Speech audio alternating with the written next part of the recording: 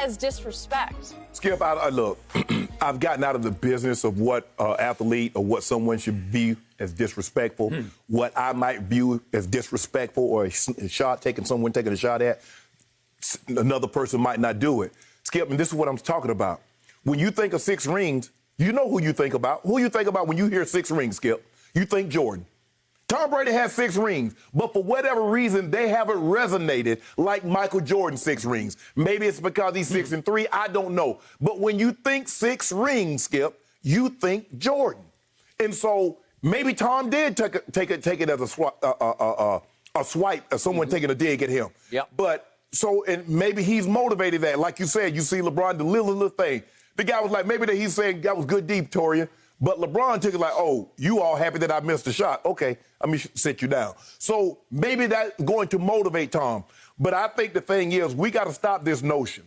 If somebody does not throw a bouquet of roses or a heap of olive branch on Tom Brady's head, if they're taking shots at him or they're being disrespectful. People are entitled. I mean, Tyreek's like, hey, we tracing Jordan. Because when you hear 6 rings, for whatever reason, it's never associated with Tom. Maybe because Jordan got Skip, if you think about it, there are a lot of people that got the 6 rings before Jordan, but there's just something about Jordan rings. Remember I said, like, baseball records are hallowed. The home runs and strikeouts and things like that. It doesn't resonate the same as in football. So, but for whatever reason, Tom Brady has not gotten, I will say this, he has 6 just like Jordan, but for whatever reason, some people view Jordan's accomplishments greater than Tom Brady's. And you can judge it however you want to. I just think it's very, very hard when one game can end your season. You got to beat Jordan 4 times. So I think it's more difficult to do what Tom has done. But for whatever reason, Skip, Tom hasn't gotten the credit for the 6 rings that he's won. But I don't believe Frank Clark. What was Frank supposed to? Like Frank said, I ain't got nothing to say. Chase Young was talking about, I want Brady. Frank Clark said, tell him I'll see him on Sunday. Super Bowl Sunday, I'll see. No, he didn't say it that way. You know. Now, what did he say? I see his you-know-what on Yeah, I'll see his you-know-what on Sunday. I see you-know-what on Sunday. But, Skip, you know how Frank is. Remember last year in the AFC title game when Derrick Henry, they said about Derrick Henry, I'm surprised he didn't got more yards than that, as big as he is. Hell, he should have 2,000 yards when he got 2,000 this year. But anyway, so Tom Brady might view it as a swipe. I do not, and we got to just be careful that every time somebody doesn't say something glowing about a person, they're taking a shot at them. All right. I interpret all 3 of these instances as shots at Brady because I believe he will interpret them as shots. Okay. Maybe he's Jordan-esque in that he oversees shots at him as personal. He views all things that's not positive as a negative. Right. Because Jordan actually fabricated. Yes. He would fabricate a slight. I always tell the Calipari story when he was just angry, pointing at Calipari in a game at New Jersey against the Nets, a playoff game.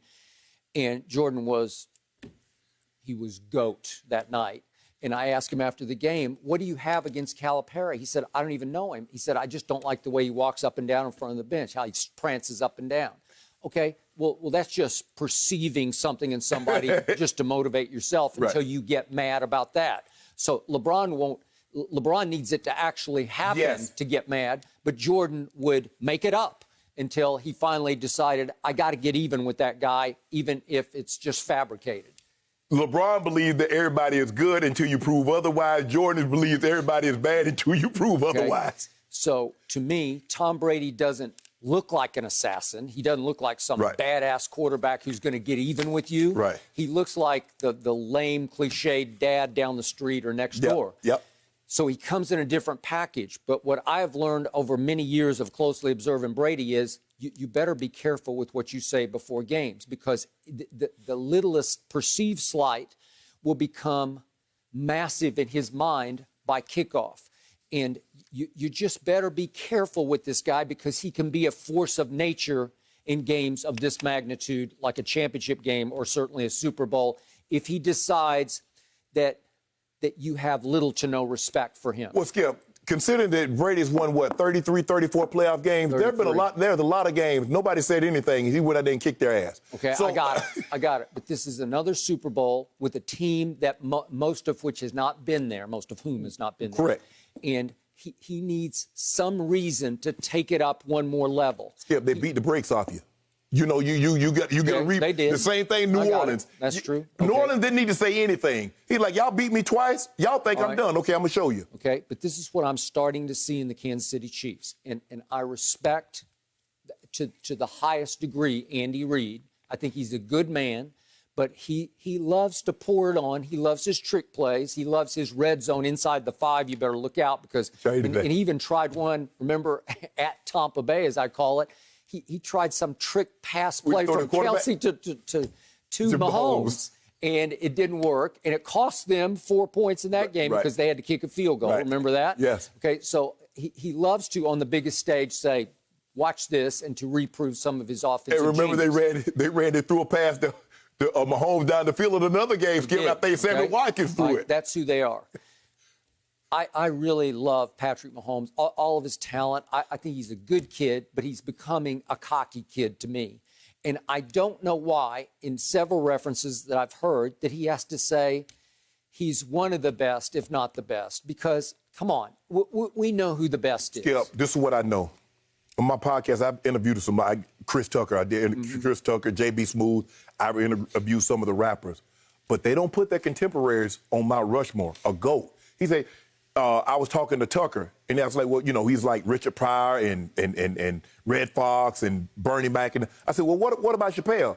He's like, he's my contemporary. I can't put him there. Same thing. A lot of guys, Skip, that's a contemporary. And if you notice, Skip, a lot of contemporary, they're like, no. They go back. So I'm playing with a guy. They didn't look. Jordan was great, but nobody at the time, Magic wasn't saying he's the greatest player. He's the best player currently playing, but he's not the greatest player. Nobody said that until afterwards. So you don't heap that kind of praise on a contemporary. You would see that as a weakness. You mean to tell me that you believe somebody is better than you? Nah, Mahomes said, look, he's the greatest, if not one of the greatest. Okay? He's not the greatest right now, Skip. Tom Brady is old enough to be his father. Okay? But let me ask you a question, Skip. Do you believe right now Tom Brady is a better quarterback than Patrick Mahomes right now? In a big game with all the money, push them. I'll take him. I'll take him right now. I'll take him. Is he a better quarterback throughout so from the 2020 season, was Tom Brady a better quarterback than Patrick Mahomes? Okay. Has he played better? Are we talking about skills competition, or are we talking about performance? I'm saying performance. Okay. If this is just me, but I look at it differently than you do. I'll take him because his degree of difficulty was so much higher than Patrick Mahomes. Patrick Mahomes has the 2 best receivers in pro football, in Tyreek and Kelsey, and he's been with them into his 4th year. That's not what Pro Football Focus said. At the beginning of the season, Pro Football Focus said Chris Godwin and Mike Evans were the best 2 receivers in football. Did they make the Pro Bowl? I'm just saying, that was off last year's performance. So off last year. Okay. But off this year, they did not perform at that level because Brady taught them how to win, and you're not going to get the sugar as much as you got it from Jameis. We're going to have to spread the wealth. We're going to have to run it a little more. We're going to have to be a little more careful with the football. So, again, it took Brady saying, eye on the prize, not on the Pro Bowl. But Skip, they didn't have any Pro Bowlers on offense. They didn't have one. If you look at the receivers, Skip, Brady doesn't normally send receivers. Other than Randy Moss and Wes Welker, he hasn't had a receiver. The only tight end is gone has been Gronk. So his offense is really not conducive because, like you said, he does spread the ball around, but his running backs do a lot of the catching. Where in this offense, it's all about Tyreek, it's all about Kelsey. All right. So Clark. He's got a pretty big mouth, but he backs it up. He's a good player. Yeah. You don't say, I'll see his, I'm just going to say the word, I'll see his ass in the Super Bowl. What you supposed to say? Oh, Tom Brady, I'm so afraid of Tom Brady. Show a little bit of respect to a guy who's going to his 10th I wish I might. Yeah. Let me show you how much respect I'm going to show for him. Let me get my hands on him. Okay, good. Love it. Say that publicly. It's just, you should think that privately. You should not say this publicly. All he said was, I'll see his ass on Sunday. When will they ever learn? That's been my point all along about that guy, number 12. Let's think about it. When Devin White said last week, Green Bay had no business on the damn field with them. That was right after they had beaten them 38-10. Yes. You ain't say nothing about that. Was Devin, you might have to see this team again. Show some respect. You didn't say that. Okay. Well, did Aaron take it to heart? It didn't seem to motivate him. You don't know what And Aaron by the took. way, speaking of Aaron Rodgers last week, I told you going in, I first guessed this. I said, I have never, ever heard a quarterback going into a big game, such as a championship game, as smugly serene as he was last week. All I heard was, my dream came true. I got what I always wanted. I got a home NFC championship game in the cold and in the snow at Lambeau. Little did he know, the weather was actually sort of summery for this time of year in January in Lambeau, right? It wasn't that bad. Wasn't that bad. Okay? But what else did he say? I'm feeling better right now, said Aaron Rodgers, than I ever have at this point in the season. I feel healthier and more refreshed than I ever have. Remember? Because he's been so protected this year. He goes down 5 times in the game. Right. You don't think Tampa took that to heart and said, okay, watch this. But they didn't say it publicly. And Aaron said, right now, after everybody said we were the worst 13-3 team in NFL history last year, he said, I'm not hearing anybody say that right now because our offense is so much better. What happened in the fourth quarter? That offense was nowhere to be found. Yeah, and I've always said, I'm a firm believer in this. It doesn't matter how good you are offensively or defensively. Can you get done what you need to get done when you absolutely have to? Okay. This offense was historically great in the red zone. I'm talking about since they started tracking red zone numbers, this offense was off the charts, better than any offense had ever been. Then when what you happened? needed it, I know. could you get it done? Nope. I say the same thing about a great defense. If you're number one in points allowed in rush yards and pass defense and sack, and all of a sudden you allow a team to go down the field and get the ball in the end zone or get in position to kick a game-winning field goal, how great are you actually? Okay. Because if you can't get done what you need to get done when you absolutely have to have it, what is that? It doesn't matter. But Skip, you will concede this, though. When you think 6 rings, you don't think Brady, you think Jordan. Am I correct? Okay, I do. I got that. But in the confines of your own sport, you better honor that guy. And it was funny that guy took note on social, it was on Twitter, I think it was, and he said, you know what, I'm going to respond to that publicly. Yeah, what was his line? Yeah, why not go for 7? I would like, why not go for 7? Yeah, well, he's going for 7, and it could be at your expense. Because here's the reasons why.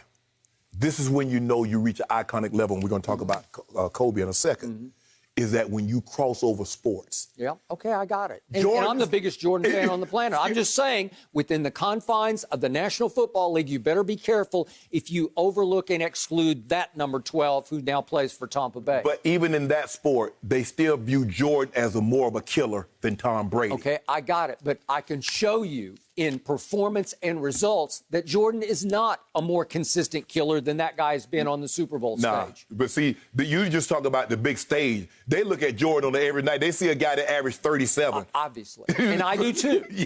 I got it. Final point. Remember, what did Tyreek do after, I think it was maybe his second touchdown at Tampa Bay on that fateful day, November 29th? He backflipped. Yeah.